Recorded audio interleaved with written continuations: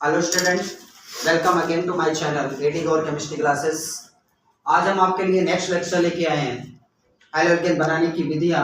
और hello alkene बनाने की विधियों पर हम क्या करेंगे कि उसी के आगे पढ़ने की कोशिश करेंगे, उसी के आगे पढ़ेंगे कि हैलो एल्केन हम कैसे बनाते हैं और हैलो एल्केन बनाने के लिए हम कौन कौन सी प्रोसेस करते हैं। आज हम एक नए टॉपिक की तरफ चल रहे हैं। आज हम नेमिंग रिएक्शन की तरफ चल रहे हैं और नेमिंग रिएक्शंस बहुत ही इंपॉर्टेंट टॉपिक है। और नेमिंग रिएक्शंस को हम क्या करेंगे, जितनी भी हमारी नेमिंग रिएक्शंस हैं उस नेमिंग रिएक्शन को हम लोग क्या करेंगे कि एक अलग से नोट्स बनाएंगे, एक छोटा सा।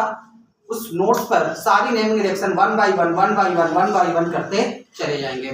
ये परीक्षा की दृष्टि से बहुत ही इंपॉर्टेंट है और परीक्षा की दृष्टि से नेमिंग रिएक्शन इतनी इंपॉर्टेंट है कि बहुत ज्यादा पूछी जाती हैं।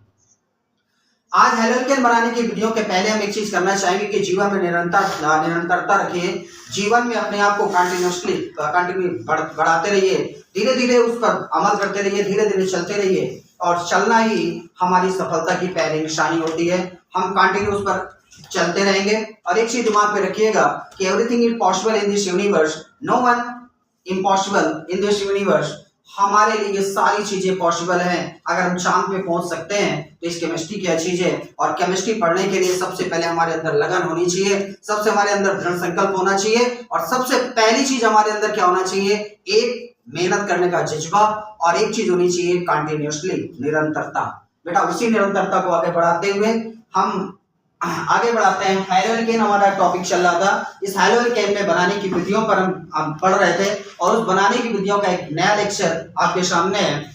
क्या करना है कि हैलो एल्केन बनाने की हमने बहुत सारी विधियां पढ़ी। कौन कौन सी विधि पढ़ी? पहले हमने एल्केनों का हैलोजनीकरण कराया, इसके बाद हमने एल्कीनों का हाइड्रोजन हैलाइड का योग कराया, इसके बाद हमने एल्कोहलों की हाइड्रोजन हैलाइड से अपक्रिया करवाई, इसके बाद हमने फास्फोरस हाइलाइडों से बनाया एल्कोहलों की अपक्रिया फास्फोरस हाइलाइडों से। आज हम उसी के आगे बनाते हैं। एक रिएक्शंस डालिए, एक हेडिंग डालिए मोटी सी। क्या डालना है? डार्जेन अपक्रिया। क्या डालनी है? नेमिंग रिएक्शन है, इंपॉर्टेंट डाल लीजिए, इंपॉर्टेंट, मोस्ट इंपॉर्टेंट की पावर 1000। क्या? डार्जेन अपक्रिया। अभी हम पढ़ेंगे कि डार्जेन अपक्रिया क्या होती है। बेटा डार्जेन अपक्रिया, इस डार्जेन अपक्रिया को समझना है क्या होती है। ध्यान रखिएगा बेटा कि जब कभी भी क्या डार्जेन अपक्रिया, क्या ध्यान से सुनना, एक बार दो बार तीन बार उस पर रिपीटिशन करेंगे तो आराम से याद हो जाएगी और समझ में भी आ जाएगी। क्या कि एल्कोहलों की अपक्रिया करवानी है। बेटा किसकी करानी है? एल्कोहलों की अपक्रिया थायोनिल हाइलाइड से करानी है। किससे करानी है? एल्कोहलों की अपक्रिया थायोनिल हाइलाइड। थायोनिल बेटा थायो शब्द लगा है तो एस, क्या थायो शब्द लगा हुआ है तो S, thionyl. Thionyl chloride SOX2, क्या SOX2 लिखिए जरा बेटा बढ़िया। क्या एल्कोहलों की अपक्रिया थायोनिल हाइलाइड से कराने पर एल्किल हाइलाइड प्राप्त होता है। क्या एल्कोहलों की अपक्रिया, क्या लिखा है बेटा? एल्कोहलों की अपक्रिया थायोनिल हाइलाइड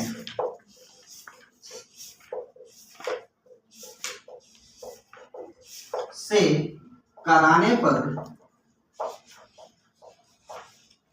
एल्किल हाइलाइड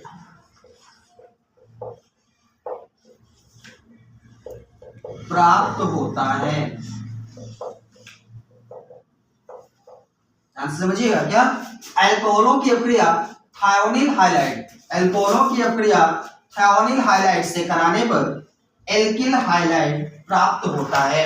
एल्कोहलों की अपक्रिया जब हम थायोनिल हाइलाइड से कराते हैं तो क्या प्राप्त होता है? एल्किल हाइलाइड प्राप्त होता है। इस अपक्रिया को हम कौन सी अपक्रिया कहते हैं? डार्जेन अपक्रिया। बेटा ध्यान से देखिएगा, एल्कोहल ROH पता है ना? एल्कोहल क्या? ROH प्लस थायोनिल शब्द थायोनिल SOX2, SROH बेटा एल्कोहल हो गया। एल्कोहल बताने की जरूरत नहीं है, मैंने आपको समझा दिया था। और ये थायोनिल हाइलाइड है, थायोनिल SO और हाइलाइड X2, तो ROH प्लस SOX2 क्या बनेगा बेटा? फिर वही चीज प्रोसेस, ध्यान से देखिएगा। क्या ROH प्लस SOX2 इस हाइलाइट को एक हाइलाइट इसको दे दीजिए, हाइड्रोजन क्या बना देगा, RH प्लस, ये O और ये S दोनों मिलकर के बना देंगे बेटा सल्फर डाइऑक्साइड प्लस ये H और इसका एक X बचा हुआ है, क्या हो जाएगा HX। ये बेटा कहलाती है थायोडिल वो डार्जेन अपक्रिया। कौन सी अपक्रिया कहलाती है, डार्जेन अपक्रिया। ध्यान से देखिएगा, अल्कोहलों की अपक्रिया थायोडिल हाइलाइट से कराने पर एल्किल हाइलाइट प्राप्त होता है। क्या प्राप्त होता है, एल्किल हाइलाइट प्राप्त होता है। किसकी अपक्रिया करवाते हैं, अल्कोहलों की अपक्रिया। जब हम अल्कोहलों की अपक्रिया करवाते हैं किससे, थायोनिल हाइलाइट से, तो क्या प्राप्त होता है, एल्किल हाइलाइट प्राप्त होता है। इस अपक्रिया को हम कौन सी अपक्रिया कहते हैं, डार्जेन अपक्रिया कहते हैं। डार्जेन अपक्रिया कहा जाता है, कौन सी अपक्रिया कहा जाता है, डार्जेन अपक्रिया कहते हैं। ठीक है, नोट कर लीजिएगा ध्यान से। क्या, अल्कोहलों की अपक्रिया थायोनिल हाइलाइट से कराने पर एल्किल हाइलाइट प्राप्त होता है। रिएक्शन नंबर कौन सी है बेटा, रिएक्शन नंबर 5। अल्कोहलों की अपक्रिया थायोनिल हाइलाइट से कराने पर क्या प्राप्त होता है, एल्किल हाइलाइट प्राप्त होता है। और हम लोग एल्किल हाइलाइट की प्रोसेसिंग कर रहे हैं। ठीक है, देख लीजिए ROH प्लस, अब रिएक्शंस करना है तो कोई दिक्कत नहीं है, R की जगह आप समझते हो।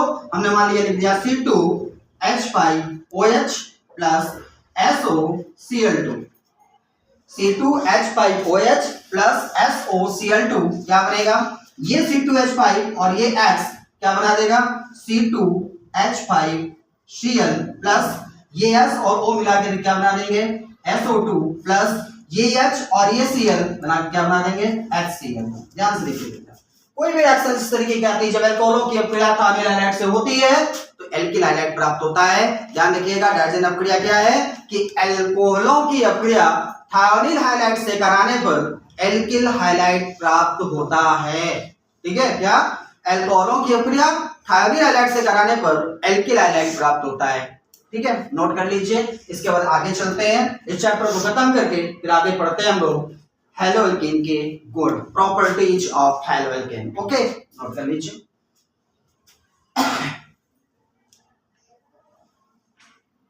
इसके शॉर्ट ले लीजिए।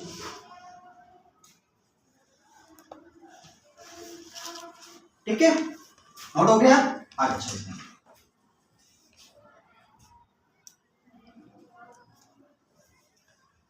जब हम लोग नेक्स्ट प्रोसेस में चलते हैं, अगली नेमिंग रिएक्शन क्या आ रही है, ध्यान से देखिएगा। नेक्स्ट रिएक्शन नंबर 6, बोरोडीन उनसडीकार अपक्रिया। क्या, बोरोडीन उनसडीकार अपक्रिया। ठीक है, क्या, बोरोडीन उनसडीकार अपक्रिया। ठीक है, ध्यान से देखिएगा, बोरोडीन उनसडीकार अपक्रिया क्या होती है, ये भी बड़ी आसान रिएक्शन है। बस केवल एक चीज ध्यान रखना है कि अब यहां पे मोनो कार्बोक्सिलिक अम्ल रखना है। रिएक्शन क्या है, पहले रिएक्शन लिख लेते हैं फिर समझते हैं। मोनो कार्बोक्सिलिक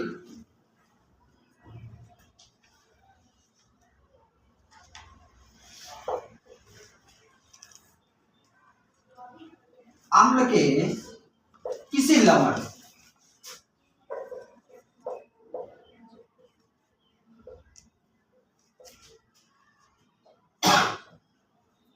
अपक्रिया किससे कराने पर, हाइड्रोजन से कराने पर।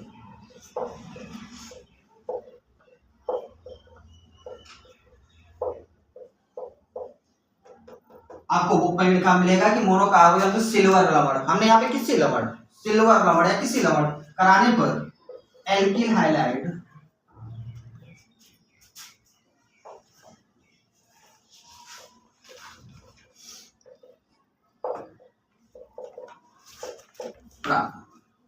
मोनोकार्बोक्सिल अम्ल के किसी लवण की अपक्रिया हाइड्रोजन से कराने पर एल्किल हाइलाइट प्राप्त होता है। तात्विक लवण बनाना है बेटा, तात्विक लवण। ठीक है, तो मोनोकार्बोक्सिल अम्ल के तात्विक लवण की अपक्रिया हाइड्रोजन से कराने पर एल्किल हाइलाइट प्राप्त होता है। ठीक है, समस्या होती है कि मोनोकार्बोक्सिलिक अम्ल क्या होता है।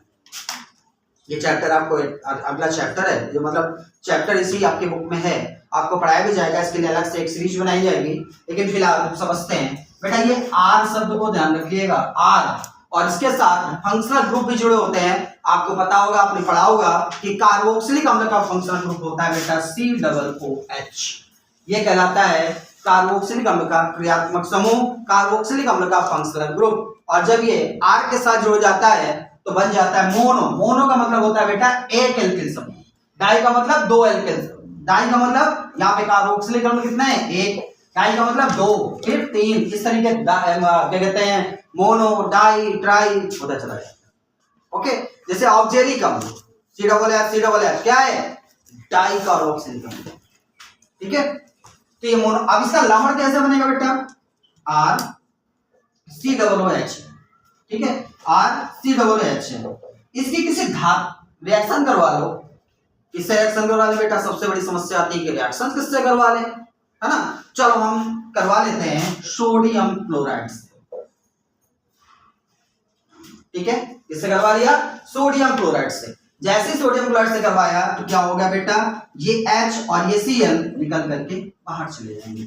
एक रिएक्शन की आज हम स्ट्रक्चर के तौर पे आपको दिखाते हैं। CR, ठीक है, डबल बॉन्ड O और ये OH, RCOOH प्लस NaC। ये नीचे क्या करना है बेटा? ये O और H से जुड़े हुए हैं। ठीक है, ये क्या करेगा? ये जो ऑक्सीजन दिख रहा है आपको, ये ऑक्सीजन हाइड्रोजन के इलेक्ट्रॉन को अपनी तरफ घसीटेगा, क्योंकि इसकी इलेक्ट्रोनेगेटिव ज्यादा होती है। तो जब घसीटेगा तो इस पर आंशिक आ जाएगा ऋण आवेश, इस पर आंशिक आ जाएगा धन आवेश। और जैसे ही ये प्रोसेस होगी वैसे क्या होगा बेटा? RC डबल बॉन्ड O और यहाँ पे क्या हो जाएगा? O, यहाँ पे माइनस, और यहाँ पे क्या हो जाएगा? ये जो H प्लस है H प्लस पे हो जाएगा, प्लस Na क्या करेगा? Na प्लस, और Cl के साथ भी वही प्रोसेस होगी। यहाँ पे क्या होगा? Na और Cl है, ये Cl सोडियम के इलेक्ट्रॉन को अपनी तरफ घसीटेगा, क्योंकि सोडियम से ज्यादा इलेक्ट्रोनेगेटिव Cl होता है। जैसे घसीटेगा तो यहाँ पे क्या आ जाएगा बेटा? यहाँ पे आ जाएगा प्लस और यहाँ पे आ जाएगा माइनस। अब देखिए, ये प्लस वाला पोर्शन माइनस साथ जाएगा और माइनस वाला पोर्शन प्लस के साथ जाएगा। तो ये H प्लस और Cl आपस में मिलेंगे तो बना देंगे HCl प्लस। ये Na आकर के इसके साथ जुड़ जाएगा, क्या बनाएगा? RC डबल बॉन्ड O और यहाँ पे बना देगा Na। ये देखिए Na बना दिया। अब सिल्वर के साथ अपक्रिया करवानी है, तो जब सिल्वर के साथ अपक्रिया करवानी है तो क्या करवाना है? देखिएगा ध्यान से, ये बन गया लवण। ये मोनोकार्बोक्सिल अम्ल का सोडियम लवण बन गया। ठीक है, इसको बोलते हैं सोडियम कार्बोक्सिलेट। जब कार्बोक्सिलिक अम्ल से H प्लस हट जाता है तो वो कार्बोक्सिलेट बन जाता है। H हटा दो तो क्या बचेगा? RCOO माइनस, और जब RCOO माइनस बच गया तो वो कार्बोक्सिलेट बन जाता है। और उसके साथ में जो भी धातु आकर के जुड़ती है वो उसी का लवण बन जाता है, उसी का कार्बोक्सिलेट बन जाता है। जैसे यहाँ पे सोडियम जुड़ा है, ये सोडियम कार्बोक्सिलेट बन गया। क्या बन गया? सोडियम कार्बोक्सिलेट बन गया। मान लीजिए हम सिल्वर के साथ अपक्रिया करवाते हैं। देखिए RC डबल बॉन्ड O और यहाँ पे O और यहाँ पे H प्लस यहाँ पे करवाते हैं हम AgCl। क्या होगा बेटा? इसको भी हम ऐसे ही कर लेते हैं। क्या? RC डबल बॉन्ड O और यहाँ पे H प्लस Ag और यहाँ पे Cl। क्या करेगा? इसके इलेक्ट्रॉन को तरफ घसीटेगा और यहाँ पे क्या करेगा? ये इसको घसीटेगा। क्या रिएक्शन क्या होगी? यहाँ पर क्या आएगा? बोलो, प्लस, और यहाँ पे क्या आएगा? माइनस, और यहाँ पे क्या आएगा? माइनस, और यहाँ पे क्या आएगा? प्लस। आंशिक रूप से आते हैं बेटा, ध्यान रखिएगा, आंशिक रूप से, पूर्णतः नहीं, आंशिक रूप से आते हैं। ठीक है, जब आएगा तो यहाँ पे क्या हो जाएगा? माइनस, यहाँ पे प्लस, प्लस वाला माइनस साथ और माइनस वाला प्लस के साथ सीधे सीधे बनाएगा कि RC डबल बॉन्ड O और यहाँ पे O के साथ जुड़ जाएगा Ag प्लस यहाँ पे बना देगा HCl। ठीक है, तो अब हमें बोरोडेनियोसिटी का प्रक्रिया करनी है। तो ये तो हमारा बन गया बेटा लवण। आप लोगों ने लवण बनाया, किसी का कोई भी कार्बोक्सिल किसी भी धातु के साथ जुड़ना है, आपको यही प्रोसेस करानी है। ठीक है, और ध्यान रखिएगा जब धात्विक लवण होगा तो क्या बनेगा? तो सूत्र क्या बन गया? देखिए RCOO और क्या बन गया? Ag। यह क्या बन गया? देखिए RCOO Na। इसको sodium carboxylate, silver carboxylate, potassium carboxylate, magnesium carboxylate, इसी तरीके होते चले जाते हैं। बस बैलेंस पे ध्यान देना पड़ता है। मैग्नीशियम की प्लस 2 होती है तो RCOO का होल ट्वाइस इनटू Mg हो जाएगा। कैल्शियम की 2 होती है तो RCOO का होल ट्वाइस इनटू Ca हो जाएगा। वो बनेगा कैल्शियम लवण ही बनेगा। ओके, चलिए अब ये इतना थोड़ा सा समझ लीजिए, ध्यान से देखिए। अब इस रिएक्शन पे आते हैं।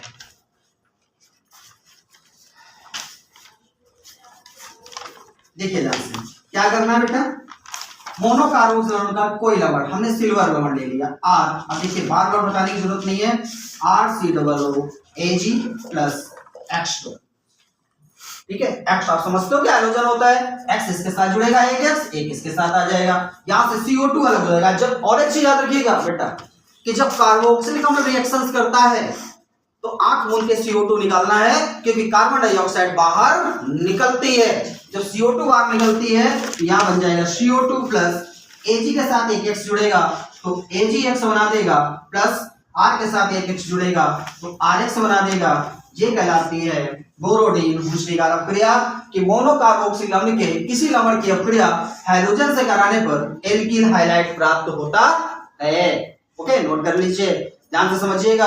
डार्जन अपक्रिया क्या थी, एल्कोहलों की अपक्रिया किसके साथ, थायोनिल हाइलाइट से कराने पर एल्किल हाइलाइट प्राप्त होता है। यहाँ पे क्या है कि मोनोकार्बोक्सिल अम्लों के किसी लवण की अपक्रिया, हमने सिल्वर लवण की करवाई है, तो मोनोकार्बोक्सिल अम्ल के किसी लवण की अपक्रिया हाइड्रोजन से कराने पर एल्किल हाइलाइट प्राप्त होता है। ठीक है, ये दोनों रिएक्शंस हो गई। एक रिएक्शंस और कर लेते हैं, नोट कर लीजिए, स्क्रीनशॉट ले लीजिए। नोट हो गया, चलिए एक रिएक्शन बहुत पूछी जाती है बेटा, कोनाल्ट फिंकलस्टीन अपक्रिया। क्या पूछी जाती है, कोनाल्ट फिंकलस्टीन अपक्रिया। ठीक है, ध्यान रखिएगा। 7वां नंबर क्या, कोनाल्ट फिंकलस्टीन अपक्रिया। नोट करिए उसी के नीचे अगले सीरीज में क्या, कोनाल्ट फिंकलस्टीन अपक्रिया। ठीक है, इसके लिए करते हैं कि एल्किल हाइलाइट की अपक्रिया, बेटा इसी को दूसरी भाषा में बोल सकते हैं हाइड्रोजनों का विनिमय। क्या बोलते हैं, हाइड्रोजनों का विनिमय। कैसे विनिमय होता है, विनिमय मतलब एक्सचेंज, हाइड्रोजनों की अदला बदली। ठीक है, ध्यान से देखिए क्या होती है, एल्किल हाइलाइट की अपक्रिया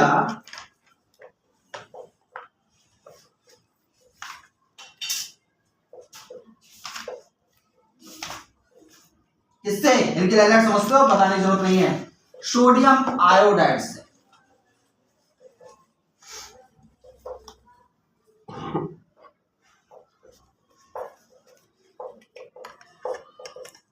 कराने पर क्या प्राप्त होता है, एल्किल आयोडाइड प्राप्त होता है बेटा।